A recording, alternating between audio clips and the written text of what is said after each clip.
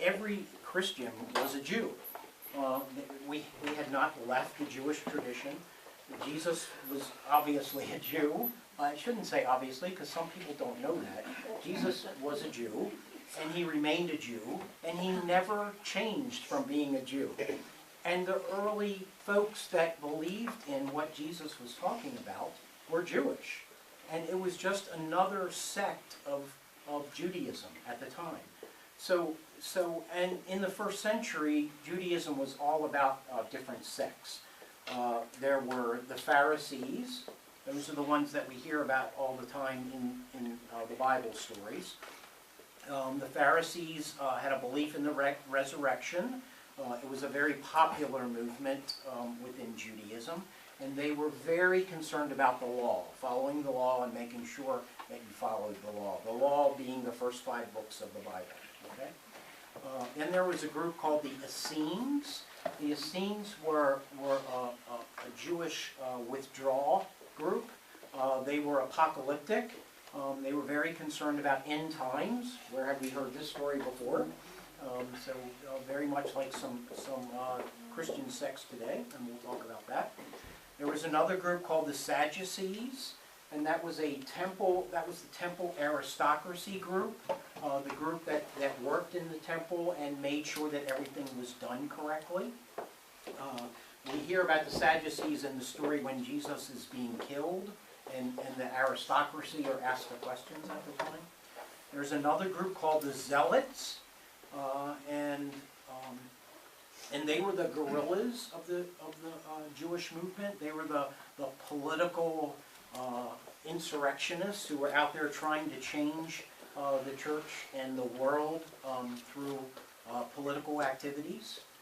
And then there were these Christians, known early as the new little cult, and very much a part of the Jewish tradition. They don't start getting pushed in Judaism, like I said, until around 100 CE, probably in the 90s sometime.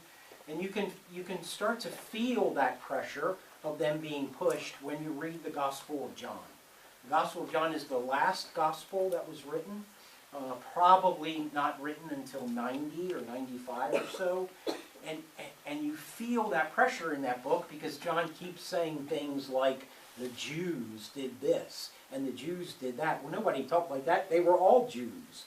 And that's where some of our anti-Semitism comes from today. These phrases in John about the Jews persecuting them.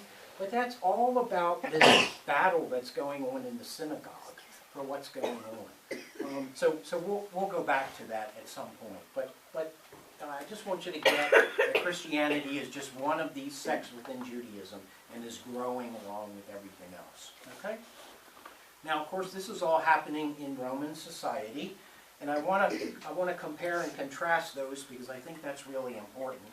So Roman society at the time in the first century is very stratified, meaning, well, it's stratified. It looks like this. My church history professor at CDSP, Rebecca Lyman, who I respect more than any historian that I have ever worked with. Read Rebecca Lyman's stuff. She's just amazing. But we always joked around with Rebecca because in the first 6 weeks of church history class, she drew a triangle on the board and then used it for something.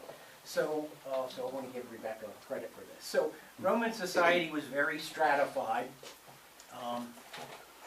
You had at the bottom you had rural workers. I hope to find one of these that actually works.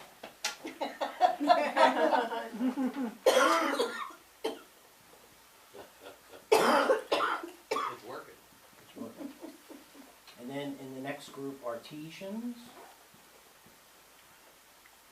And then knights. And then the urban minority.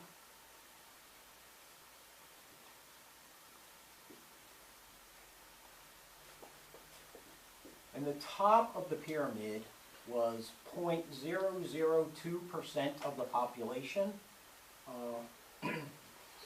The urban minority was 1/10 of 1% of the population. Okay. So if that's starting to sound familiar, you're hearing a lot of talk about this happening in American society right now. What is an urban minority? So what's that? What is the meaning of urban minority? What is it? Can you give me an example of someone that would fall that Yes. category? So they would be people that would work in the governmental system, political people. Civil those servants? guys. Civil servants. Yeah. So you see, everything kind of just rose to the top. Okay. It's also a very conservative society, meaning that there's a concern for status, and it's also a very vertical society, as you can see. So it's also very polytheistic, of course, religion-wise, and the basic Roman approach was the more gods, the better. And they just brought in everybody else's gods into their pantheon of gods. And so they had no problem with bringing Judaism and or Christianity into the system. It was we that had the problem, saying, you don't understand. We're suggesting there's only one God. But they were fine with bringing in the Jewish God. The conflict was from our standpoint. Okay? So Christians see Romans in this world as material-oriented and worried about this life only. And Romans see Christians basically as just weird. They saw them as kind of little children who, and they were just tolerant of them. Like I said, they're certainly willing to bring Christ into the pantheon of gods. It was just us that had the problem with that. So Christians were persecuted sporadically in the early church, and it was very sporadic. It's not like you see in the movies where all the time. It didn't happen like that at all. And the first real persecution was around the year 95 CE. And this is when martyrdom starts to become a goal within Christianity. When people started getting killed for their faith, they were held up and honored, and martyrdom actually started to become an ultimate goal within the church. By 100 CE, the Christian movement is very urban and inclusive, meaning that we take everybody in. So it's also not like you see in the movies that it's this country movement. It wasn't like that at all. Most of Christianity was building in urban societies, not in the country. So that's very different than what you see. So it's an inclusive faith by it's an inclusive faith, meaning that it takes everybody in, but it's exclusive by belief. So they're saying to the Roman folks, no, you can't be a part of this unless you're going to say that this is the only God. So that's what's going on. By 100 CE, Christianity was in 40 to 50 cities. Churches were held in houses, small house churches. There were, to give you some idea of numbers, there were about 50,000 Christians in the empire of 60 million people, okay, at around 100. To give you some idea of scale there. So that's why it was called a new little cult. But these people had this amazing confidence that they were accomplishing what they were setting out to do, that they had this ideal that they had learned from Jesus, and they really felt like they were living into what Jesus taught them. And it gave them this confidence that's hard to even understand today. They felt empowered and emboldened, even though they were such a small group in the society. Within these groups, there was a lot of discussion about authority within Christianity. And at the time, The names of some of those leaders in the church were apostles and prophets and teachers and deacons and elders, what later became presbyters. And then, after all of that, bishops. The first bishops that we know of in the church were around 110. Is the first reference we can find to any bishop in the church. But bishops were a lot different then than they are now. It was still basically a charismatic movement, so they weren't seen as people making decisions, but just leaders of a charismatic movement. So basically, authority and leadership in the early church was very spirit-driven and very charismatic. There was a lot of people gathering, listening to God, and saying, we're living into this, and isn't this cool? Amen. Yep. So Amen. that's what it was. So it was a very charismatic movement. So the church is an egalitarian organization in this world that's very stratified. So you see there's an immediate clash with the culture. For example, the early church is including poor people in this organization, and women, and of course women had no place in the society, zero.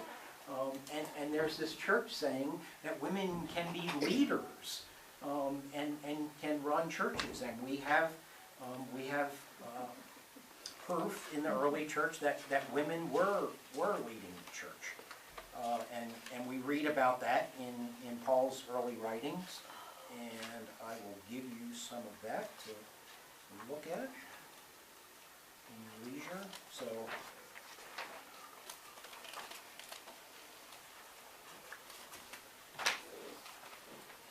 So this is two-sided, but on one side it says women in early Christian mission, and we'll talk about the other side later. But there's some proof of that. Years ago there was this book that came out called When Women Were Priests. I can't even remember the author of that book. I can't remember. I'm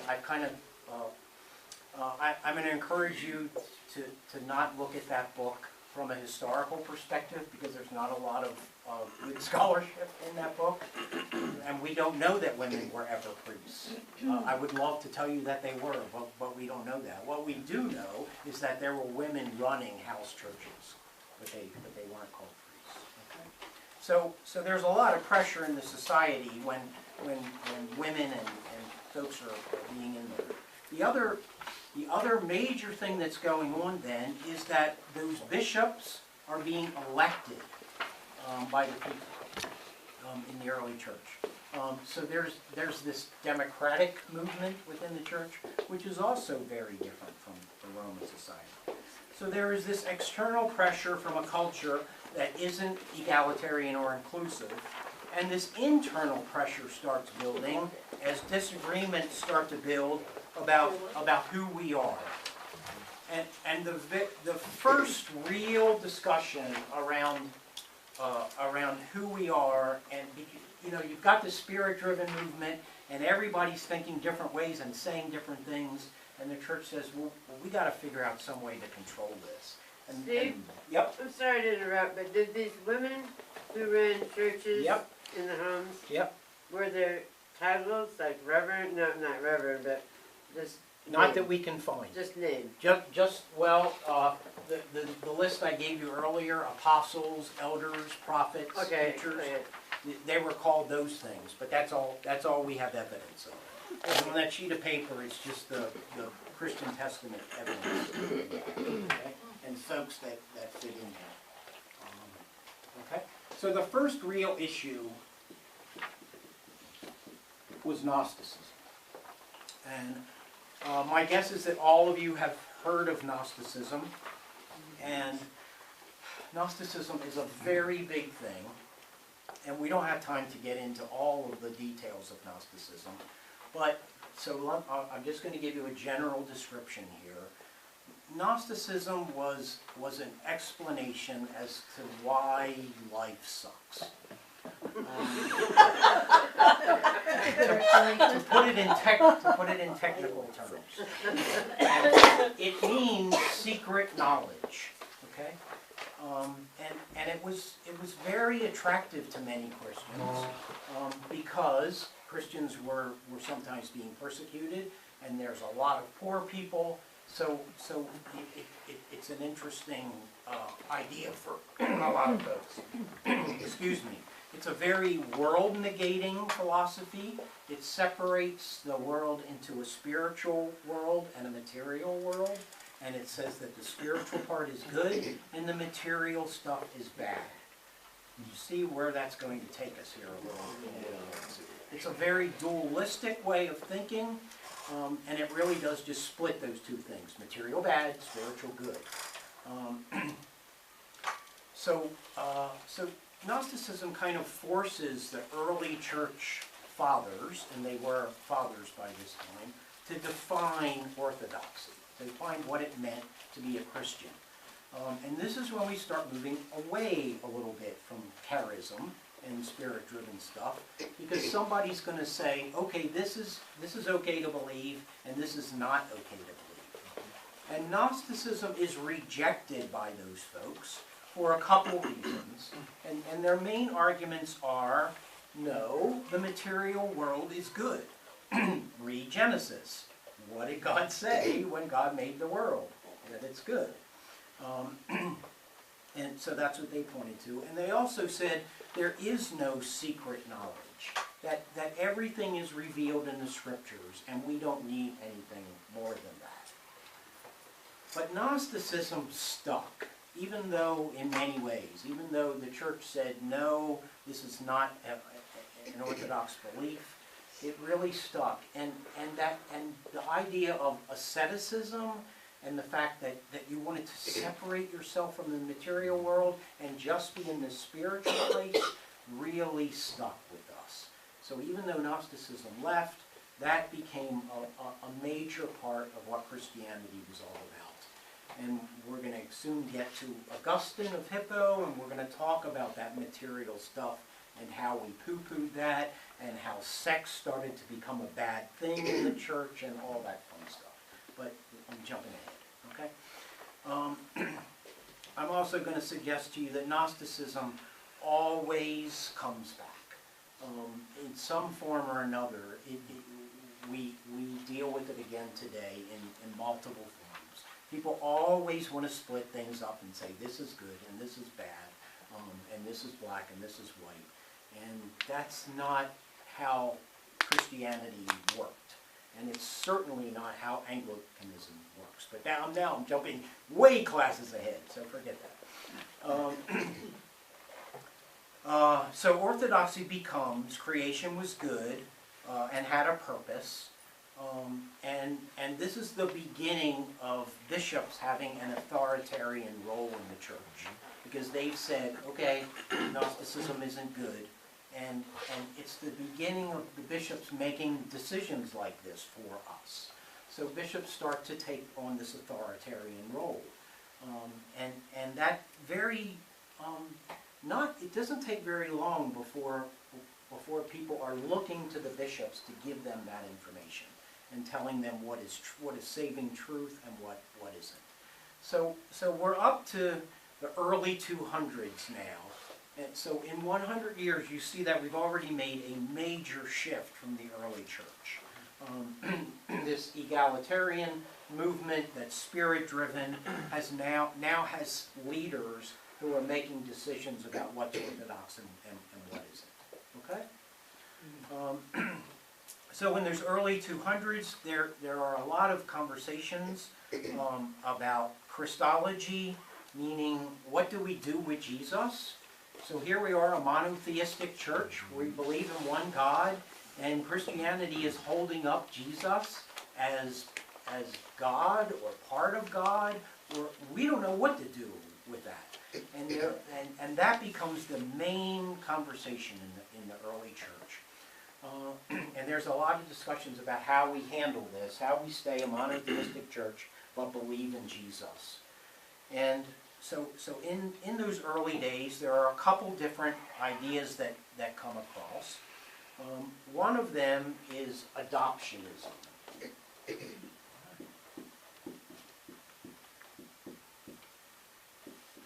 And the other is asceticism. So adoptionists said that Jesus was a human being. He was nothing but a human being, but he was infused with this divine spirit. Okay? And ascetics said that, that Jesus was divine, that he was really totally divine, and he was just masked in flesh. It was a divine being that had flesh around him, that he only seems to be human, and that God doesn't suffer, so Jesus didn't suffer. So this went back and forth for many, many years as people tried to figure out how to explain Jesus in a monotheistic world. And the ending winner is this theology called Logos theology, which comes out of Greek thought. We would call it enfleshed incarnation. That Jesus is a human being, but is enfleshed in this way, kind of the way the Greeks talked about Logos thinking. And Origen, this guy named Origen, describes the Logos as the mediator between God and humans, and that this person is stuck with a material body. Another guy named Justin said that Christ is the mediator between human and divinity, and is a step below God and above humans. So in between there. So these are all these ways to try to figure out all this.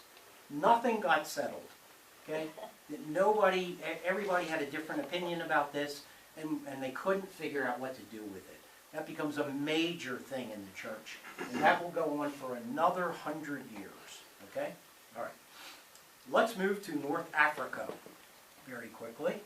In North Africa, there is a persecution going on, so we're talking about in the 200s now. It was called the Diocletian persecution. And a lot of people recant their faith during this time. And there's a big discussion in the church about whether we should let these people back in after the persecution's over. The people that recanted their faith, should we let them back in? And if we do, what do we do to let them back in? So there's this whole conversation around, well, maybe we should baptize them again, because they've left the faith, they've recanted, and maybe the way we should let them in is to re-baptize them. Those folks lose that battle. But authority becomes a major issue at this point, and there's a lot of discussion about whether bishops are actually overstepping their authority. And a guy named Cyprian says no, that this is the bishop's job, that we can't just rely on the Spirit to do this for us. So that pushes us a little bit further towards this authoritarian movement. It also, remember that the rebaptism thing lost, and that sticks with us to this day. We never rebaptize people for any reason, even if they recant their faith or whatever. And that's very important to us to this very day. This is also the time when apostolic succession becomes talked about for the first time. Anybody know what apostolic succession refers to? Yeah. A bishop has to be ordained by 3 other bishops and so on. Right. Down the line. Right. So the theory is that going back to Peter, there is this line of people that were ordained that had hands laid on them, and that has continued all the way to today. So churches that believe in apostolic succession trace their roots all the way back to Peter and say, well, we had hands laid on us all the way through. And that became very important because authority was a major issue in the church then. So this became an important point. Were there a succession of bishops, or were there multiple bishops during this time? There were multiple bishops during this time. So by the 200s, there are bishops of every region. Yep, yep.